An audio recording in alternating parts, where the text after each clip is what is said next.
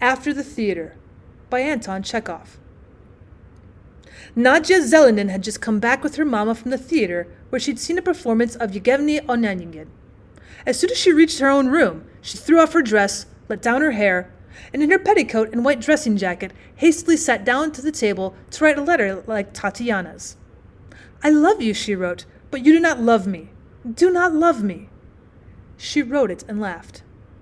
She was only 16 and did not yet love anyone. She knew that an officer called Gorny and a student called Gruzdev loved her, but now after the opera, she wanted to be doubtful of their love, to be unloved and unhappy. How interesting that was. There's something beautiful, touching, and poetical about it when one loves and the other is indifferent. Onegin was interesting because he was not in love at all, and Tatiana was fascinating because she was so much in love. But if they'd been equally in love with each other and had been happy, they would perhaps have seemed dull. "Leave off declaring that you love me," Nadia went on writing, thinking of Gorny. "I cannot believe it. You're very clever, cultivated, serious. You have immense talent and perhaps a brilliant future awaits you, while I am an uninteresting girl of no importance. And you know very well that I should be only a hindrance in your life. It is true that you were attracted by me and thought that you had found your ideal in me. But that was a mistake. And now you're asking yourself in despair, why did I meet that girl? And only your goodness of heart prevents you from owning it to yourself." Well, Nadia felt sorry for herself. She began to cry and went on. "It is hard for me to leave my mother and my brother, or I should take a nun's veil and go whither chance may lead me. And you'd be left free and would love another. Oh, if I were dead." She could not make out what she had written through her tears. Little rainbows were quivering on the table, on the floor, and on the ceiling, as though she were looking through a prism. She could not write, and she sank back in her easy-chair and fell to thinking of Gorny. My God, how interesting, how fascinating men were! Nadia recalled the fine expression, ingratiating, guilty, and soft, which came into the officer's face when one argued about music with him, and the effort he made to prevent his voice from betraying his passion. In a society where cold haughtiness and indifference are regarded as signs of good breeding and gentlemanly bearing, one must conceal one's passions. And he did try to conceal them, but he did not succeed, and everyone knew very well that he had a passionate love of music. The endless discussions about music and the bold criticisms of people who knew nothing about it kept him always on the strain. He was frightened, timid, and silent.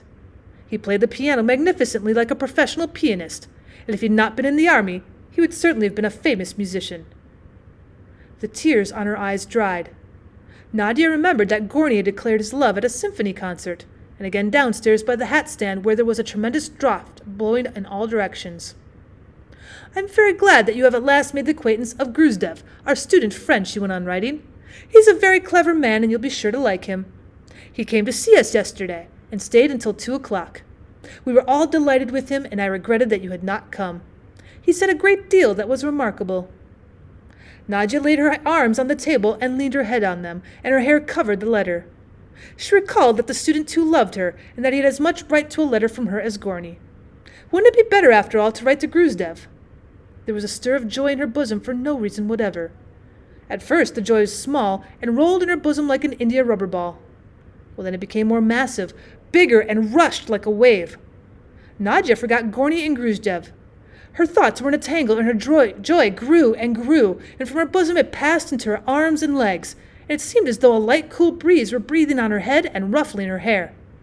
Her shoulders quivered with subdued laughter. The table and the lamp chimney shook, and her tears from her eyes splashed on the letter. She could not stop laughing, and to prove to herself that she was not laughing about nothing, she made haste to think of something funny. "What a funny poodle," she said, feeling as though she would choke with laughter. "What a funny poodle!" She thought how, after tea the evening before, Gruzdev had played with Maxim the poodle, and afterwards had told them about a very intelligent poodle who had run after a crow in the yard, and the crow had looked round him and said, "Oh, you scamp!" The poodle, not knowing he had to do with a learned crow, was fearfully confused and retreated in perplexity, and then began barking. "No, I'd better love Gruzdev," Nadia decided, and she tore up the letter to Gorny. She fell to thinking of the student, of his love, of her love. But the thoughts in her head insisted on flowing in all directions, and she thought about everything, about her mother, about the street, about the pencil, and about the piano. She thought of them joyfully and felt that everything was good, splendid, and her joy told her that this was not at all, that in a little while it would be better still. Soon it would be spring, summer, and going with her mother to Gorbiki. Gorny would come for his furlough and would walk about the garden with her and make love to her. Gruzdev would come too.